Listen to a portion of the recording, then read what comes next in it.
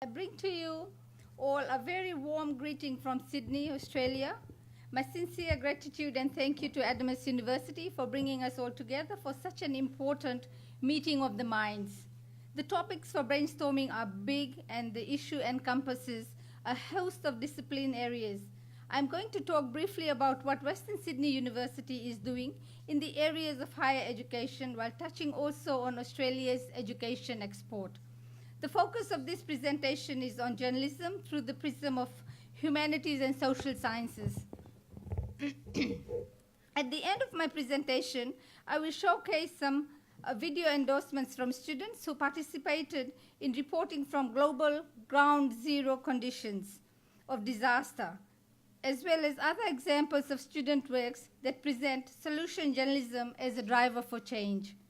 In doing this, I hope to present the trends of learning in the tertiary sector and how the students of today, generally labeled as digital natives, materialistic, career-focused, and multi-skilled, need to be prepared for these identities and more. First, I'll present a quick view on Australia and global education.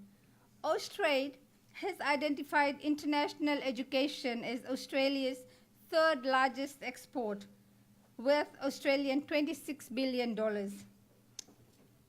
In an India economic strategy till 2035, the Australian Department of Foreign Affairs and Trade says India will provide growth opportunities for Australian businesses for more than 20 years. Australia wants to bring India into its business in its inner business circle as a partner. The report says there is no sector with greater promise for Australia and India than education. It says Australia's future growth and prosperity will be driven by her ability to generate and attract the best and the brightest. The report says India's tertiary age, 18 to 22, population is the largest in the world and is projected to peak at 126 million in 2026 before stabilizing at 118 million by 2035. The number of Indian parents wanting their children to study abroad has jumped from 47% in 2016 to 62% in 2017, and over 70% of Indian parents are willing to take on debt to fund their children's education. These are the latest statistics that I've just presented to give you an overarching view of what education means to India and what education means to Australia as well. And then through the Australian perspective, also show you the global picture. What we do at Western Sydney University now, the humanities and social sciences, from the outset, the specializations under the broad banner of these two areas have always been treated as second or distant cousins to the sciences, computing, engineering, and mathematics, and other fields. With the turn of the century, the tables are turning, and the critical, analytical, and soft skills such as communication and people skills are becoming valued and are much more sought after whilst considering employability skills in new graduates. The role of universities too has shifted from once being a pathway to higher skills, which led to higher wages, to a place for innovating, creating, ideation, learning, sharing, and community building in a broader society. The humanities and social sciences offer the right blend for a good, educated individual who can think on their feet and act globally. And I'm just sort of trying to show you a tip of the iceberg. The speakers previously, even at yesterday's launch of this big convention, there was all this talk about how it's important to educate a well-rounded person who can think on their feet, can deal with situations, find solutions, and be an independent thinker rather than just follow the teacher. So the whole concept of teaching and learning has changed, and we basically have to adapt to that. So thank you. Yeah. The humanities and social sciences offer the right blend, like I said earlier. Western Sydney University's mission is to be a university of international standing and outlook.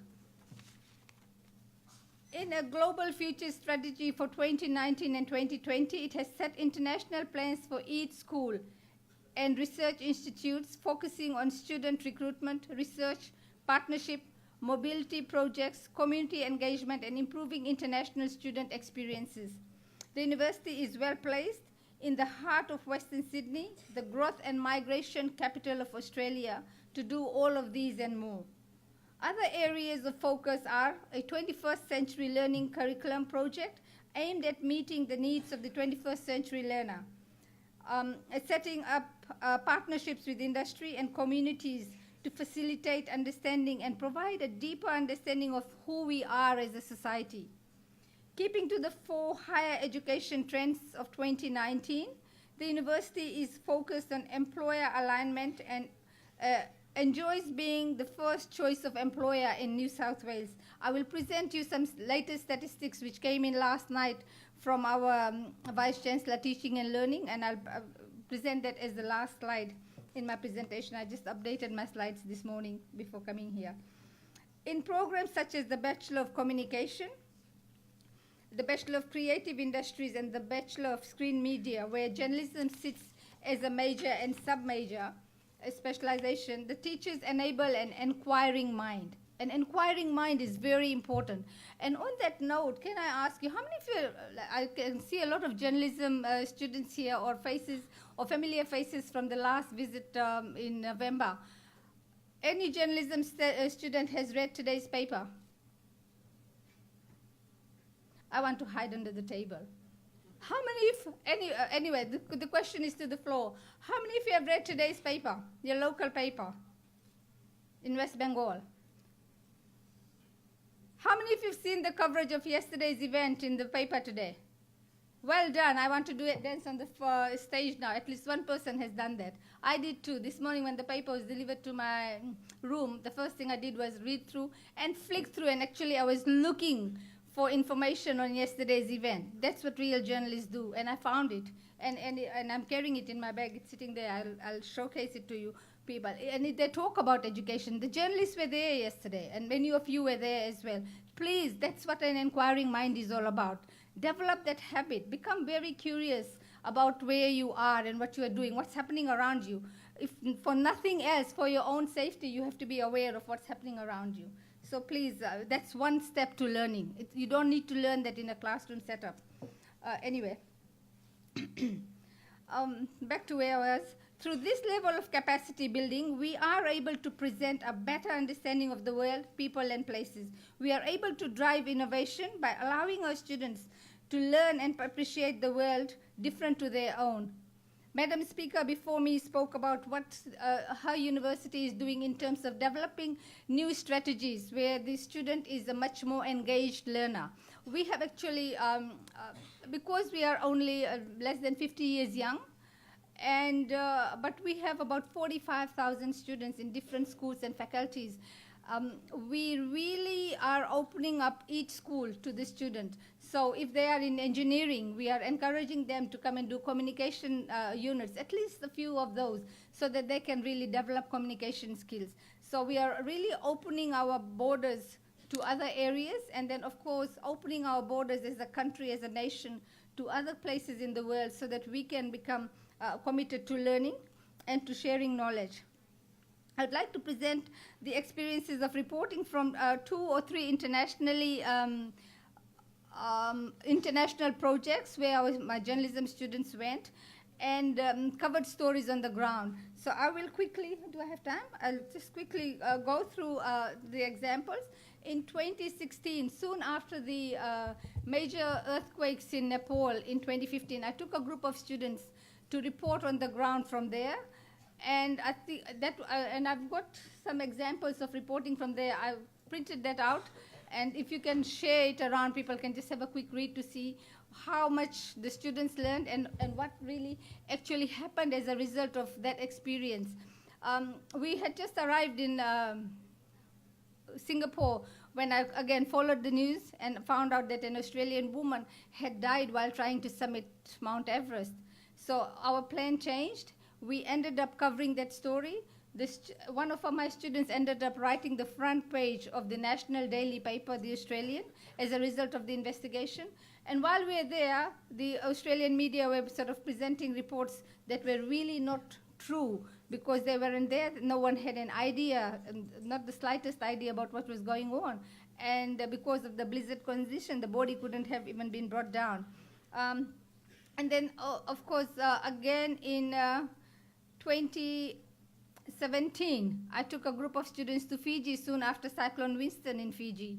And again, that experience was very enriching for the students because they were able to experience the life on the ground and then be able to report. And that was, again, a very enriching experience for the students as well as for me. And then, of course, last year we came to Adamas University. They hosted us. We set up our camp here, and from here we traveled around the West Bengal area, including going to Darjeeling with some of the students, and we had a good time, but at the same time it was such a great learning experience. I really want to fast track my presentation and actually show you some video examples.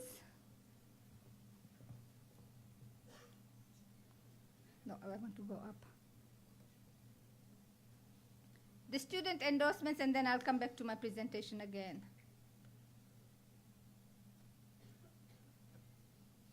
Which one?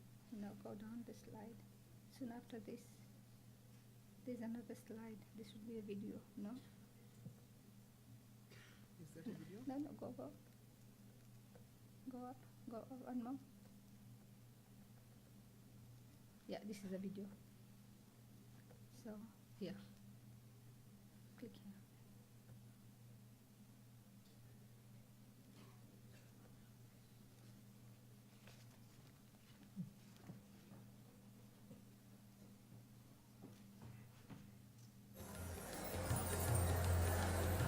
The main feature, the 1,200 word piece, is due on the 8th of June, and that's when the Daily Telegraph has set the deadline. But we'll definitely be filing stories while we are there.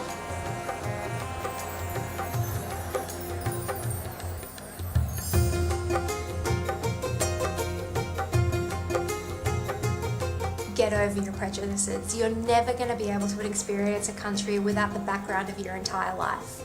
And for most of us in Australia, it's been a lucky ride. But when you're thrust into a completely new environment, you need to try to silence those voices in the dark. You need to try to suppress your prejudices. And when you can do that, then you can get a story.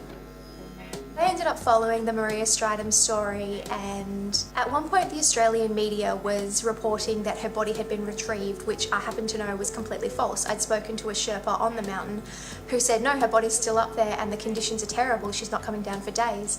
And so I pitched that to the Chief of Staff of the Australian, who said, no, our sources say that she's been rescued, which was frustrating because I knew that was false, and I knew that her source, who was Maria Stridham's mother, who was in Melbourne, she just misunderstood what had happened. Her body was located, it just wasn't retrieved. I woke up the next morning and the Sydney Morning Herald had gotten that scoop that she actually hadn't been rescued, she was still on the mountain, and I was so disappointed to miss that scoop.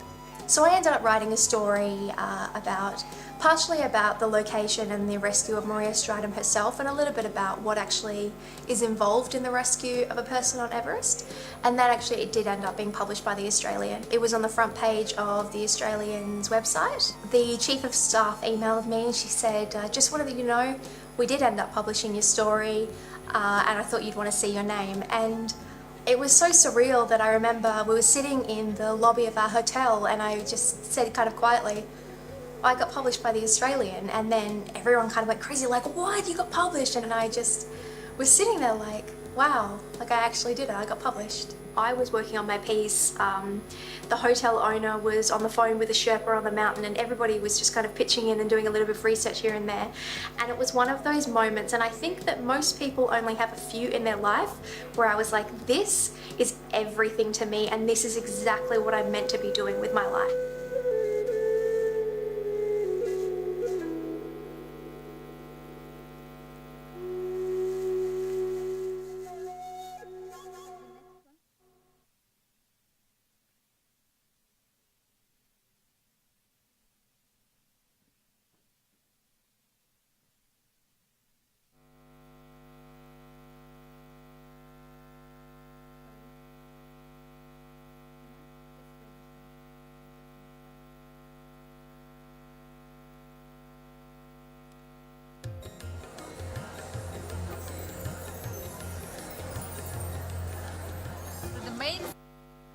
feature, the 1,200 word piece, is due on the 8th of June. And that's when the Daily Telegraph has set the deadline. But we'll definitely be filing stories while we are there.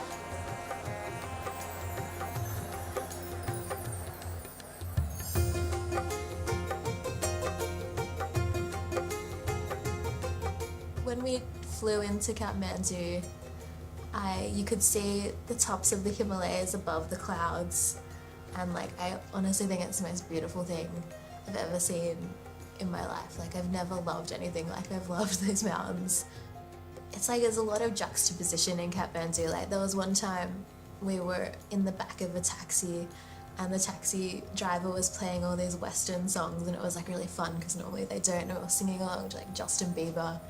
And then you get stuck in traffic and there's a little boy on the side of the road with no limbs begging, and it's just you go from such highs to lows, the high of oh, this is amazing, I'm in this different country, and then I don't know, it made me sad, but also there's a lot of beauty there as well.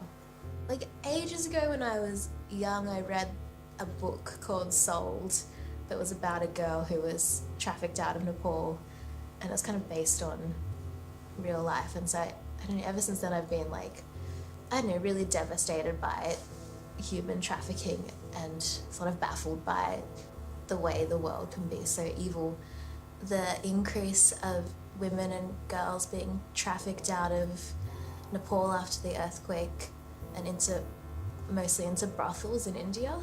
We went to an organisation called Mighty Nepal that works to end human trafficking. It was kind of nice to see some of the hope and hear some of the rescue stories on the other side, so many more girls are trafficked than are saved.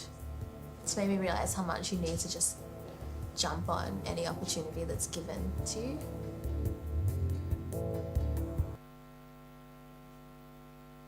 show you just one more example and then I'll just finish off my talk. This is from Fiji. The village of Narathivo is an isolated island on the banks of the Rewa River, about 30 kilometres northwest of Suva. It's home to just 80 people and bordered by a shoreline now badly eroded due to rising sea levels. During the wet season, flooding from surrounding villages brings rubbish to the waterways. The floods also bring toxic waste, resulting in contamination and increased health problems for the local people. Drain, we have to do it in such a way so that if it floods, the water goes down to the river. Talitha Domini grew up in Narathivo, and after several years working in the city, she returned to the village with the goal of bringing a brighter future for her people. After meeting the director of the Grace Triffin Ministry Initiative, she created a climate change resilient community. We started to share our knowledge about the living things, the climate change and all these things. So my vision and my mission was that I can do something good for my village. The project began in 2016 and aims to help the village eliminate their waste problems and become more sustainable. Changes in the community include now using backyard organic farming instead of fertilisers. Tin cans are buried beneath the fruit trees, they say, to help provide nutrients of iron to the soil. Rubbish is no longer thrown into the river and most waste is recycled. Even plastic chip packets are reused. The women flatten and weave them together to create laptop bags to be sold in the markets. My village will be the example to other villages in the province of Rewa, to my government. As well as working towards sustainability, the community is producing original food products. They make their own cassava chips and a natural coconut ice cream. Both are sold outside the village. Students from the Women in Science and Engineering program at Western Sydney University visited the village. Wendy Truelove, director of the program, says that the Narathivo village's location means it's more vulnerable to the effects of climate change and are being proactive in preparing for this through becoming a climate change resilient community. It's an opportunity to bring a whole community on board to implement some of these changes, to see how effective they are, and also to prove how certain practices will benefit a whole community, and that information can then be shared with larger communities and more communities, and spreading the word that way, the benefit will be spread beyond this small village of Narathivo.